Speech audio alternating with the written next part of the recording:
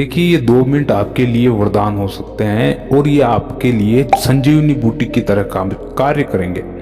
सिर्फ और सिर्फ 2 मिनट आपको देने हैं और ये 2 मिनट किस दिशा में होना चाहिए और उस समय क्या महसूस करना है, किस प्रकार से आपकी प्रतिक्रिया होनी चाहिए, उस चीज़ का भी हम पूरा विवरण करेंगे। लेकिन जानिए कि ये विधि आपकी जवानी को जवान रहने में कितना मदद करेगी, यानी आपके बुढ़ापे को काफ़ी दूर रखेगी ये। और आपको ऐसा महसूस होने लग जाएगा कि आप भीतर से बहुत ही जवान हैं। जैसा कि एक बाल्यावस्था में जो बच्चा होता है वो 11 या 12 वर्ष की 13 वर्ष की आयु में रहता है तो कितना चंचल और चलायमान रहता है, इधर उधर भागता रहता है और एक जगह थमता नहीं है। तो उस प्रकार से आपकी जीवन शैली हो जाएगी। इतनी एनर्जी आपके अंदर बढ़ जाएगी इस विधि से कि आपको ये विधि करने के लिए सिर्फ और सिर्फ 2 मिनट चाहिए और बहुत ही सरल है। अगर कोई भी करना चाहे तो बिल्कुल आसानी से कर सकता है, लेकिन ध्यान रखें कि इसको निरंतरता से करें, इसका रिजल्ट बहुत ही अच्छा होता है। वो बहुत अच्छा इसलिए है कि ये आपको धीरे धीरे, जैसे कि आजकल परेशानियां काफ़ी सारी आ रही है, कमेंट भी ऐसा आते हैं कभी कभी कि हमको थकावट महसूस हो जाती है, ध्यान में भी बैठते हैं तो ज़्यादा लंबे समय तक हम बैठ नहीं पाते हैं। तो उसके लिए क्या करें?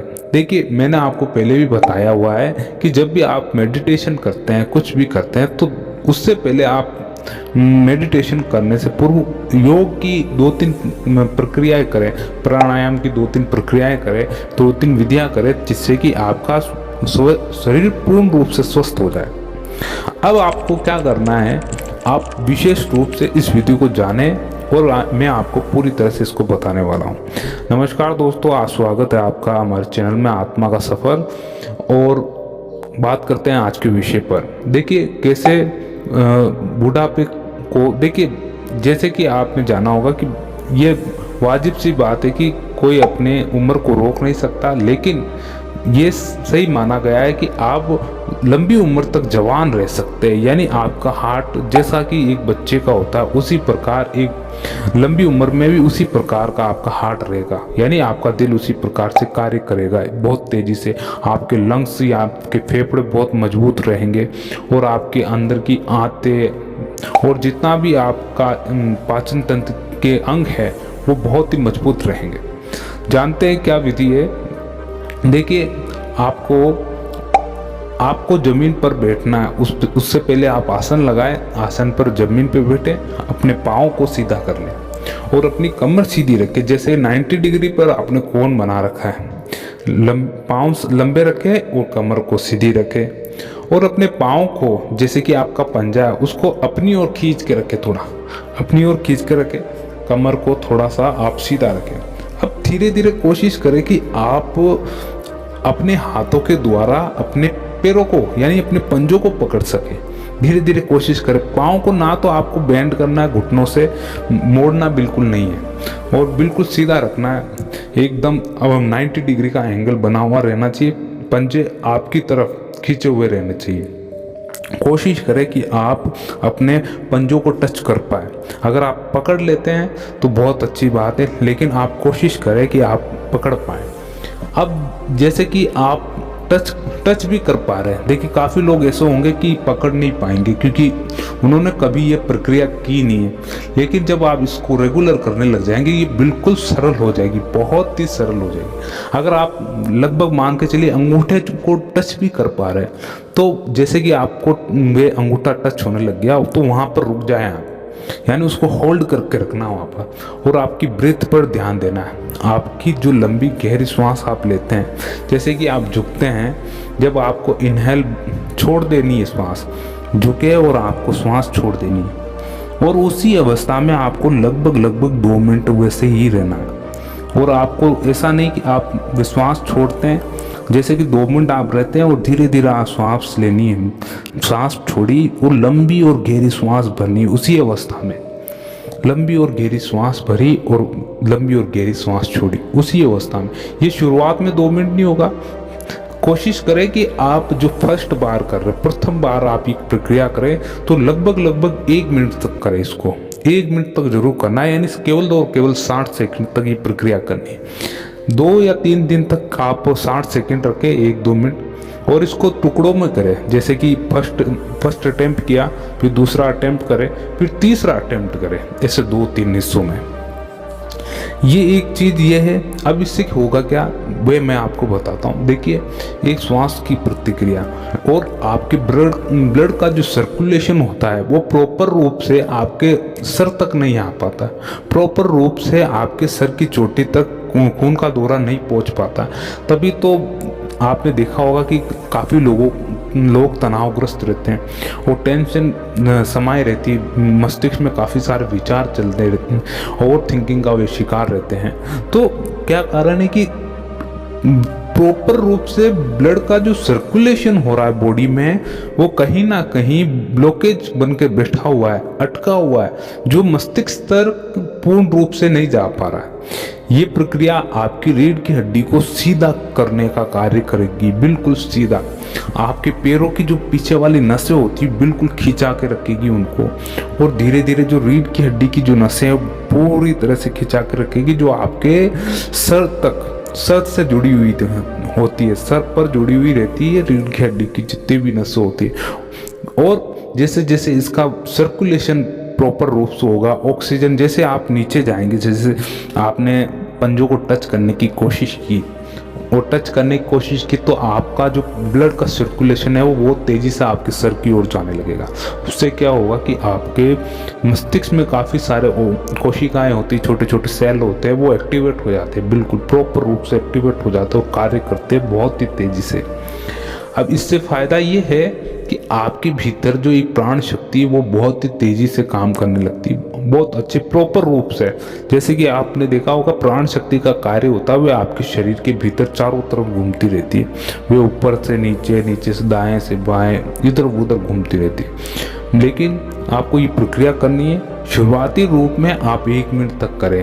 अगर आप में से काफ़ी लोग होंगे कि पंजों को टच नहीं कर पाएंगे, कोशिश करें कि एक कपड़ा ले ले, कपड़े के माध्यम से आप हुक, जैसे हुक में अटकाते हैं, यानी पैरों में आपको वो कपड़ा अटकाना है और फिर दोनों हाथों से पकड़ ले और एक अवस्था में आकर रुक जाए, थोड़ा नीचे झुके और फिर रुक जाए। पैरों को, घुटनों को बिल्कुल नहीं मोड़ना, आपको सीधा रखना है और पकड़ के रखे उसी अवस्था में कम से कम 1 मिनट तक शुरुआती रूप में। फिर धीरे धीरे हो सके तो इसको 1.5 मिनट, फिर 2 मिनट करें। हो सके तो आप टाइम बढ़ा सकते हैं, अगर आप में इतनी शक्ति है कि हाँ और आप टाइम को लंबा ले जा सकते हैं तो और आप लंबा ले जाए। और उसी अवस्था में आपको लंबी और गहरी सांसें लेनी है, उसी अवस्था में 1 मिनट, 2 मिनट, 3 मिनट, जितना आप कर सकें।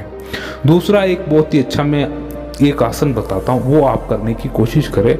ये बहुत ही, इसका रिजल्ट बहुत ही शक्तिशाली होता है, बहुत ही शक्तिशाली होता है। काफ़ी लोग हैं इस चीज़ को जानते हैं मगर करते नहीं हैं, क्योंकि समय नहीं होता। आज के समय में किसी के पास समय नहीं है, यही सबसे बड़ी दुख की बात है। जानते हैं वे आसन कौन सा है और इसको प्रॉपर तरीके से करें। काफ़ी लोग ऐसे होंगे कि इनसे हो नहीं पाएगा, उसके लिए भी एक समाधान है, उसको मैं आपको बिल्कुल सरल करके बताऊंगा कि जो 40 से 45, 45 से 50, 60 साल के उम्र के एडल्ट लोग हैं वह भी इसको अच्छे से कर सकें।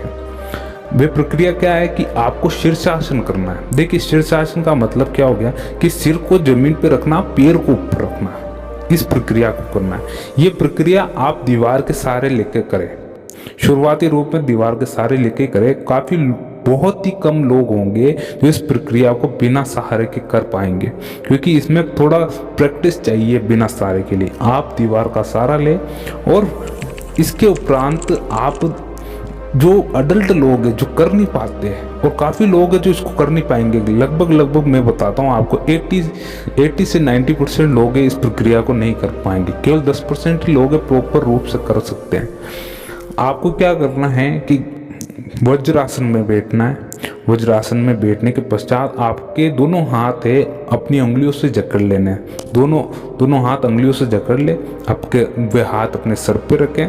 फिर आपका सर नीचे ले जाए जमीन पर, यानी जमीन पे टिका ले। फिर आपके जो हिप है वो ऊपर कर ले, एक शेप बन जाएगी, त्रिकोण वाली शेप बन जाएगी यहाँ पर। उस शेप में आपको लगभग 2 मिनट लगभग रहे, शुरुआती रूप में आप इसको 1.5 मिनट कर सकते हैं, 1-1.5 मिनट, लेकिन 2 मिनट तो अवश्य करें। ये कम से कम समय है 2 मिनट। इसको आप बढ़ा सकते हैं, इस अवधि को आप काफ़ी लंबी देर कर सकते हैं। इसको 5 मिनट भी कर सकते हैं, 4 मिनट भी कर सकते हैं। वो का वही फ़ायदा होगा कि इसमें ब्लड सर्कुलेशन का जो दौरा होता है वो बहुत तेज़ी से आपके मस्तिष्क की ओर दौड़ने लगेगा। और ये शीर्षासन का फ़ायदा यही है कि जो खून की मात्रा प्रॉपर रूप से आपके मस्तिष्क में नहीं जा पाती है, आपके शरीर का जो ऊपरी भाग होता है वहाँ पर प्रॉपर रूप से खून जा नहीं पाता, ना तो ऑक्सीजन जा पाती है, ना तो खून का दौरा जा पाता है। इस कारण से एंजाइटी बनी रहती है, पूरे वक्त तनाव बना रहता है शरीर में, और स्ट्रेसफुल लाइफ बनी रहती है। ये 2 आसन करें, धीरे धीरे आपकी जो जठरा अग्नि होती है उसमें भी काफ़ी हद तक प्रभाव पड़ेगा। जठरा अग्नि का मतलब है कि जो आप खाना खाते हैं, जो रसायन उत्पन्न होते हैं उसी समय खाना खाने के पश्चात, जो कि आपके खाने को पचाने का कार्य करते हैं, वो जठरा अग्नि बहुत काफ़ी तेज हाईएस्ट हो जाएगी। इससे मेटाबॉलिज्म बढ़ेगा। मेटाबॉलिज्म बढ़ने से आपके शरीर में तंदुरुस्ती बनी रहेगी हर समय। देखिए, ये वीडियो आपको कैसा लगा हमें ज़रूर जानकारी दें। अगर आपको ये वीडियो अच्छा लगा हो तो वीडियो को लाइक करें और चैनल को सब्सक्राइब कीजिए। आत्मा का सफ़र, हमसे जुड़े रहिए। इसी प्रकार हम आपके लिए नए नए वीडियो लाते रहेंगे। तो मिलते हैं अगले वीडियो में। जब तक के लिए जय श्री राम। ओम नमो भगवते वासुदेवाय।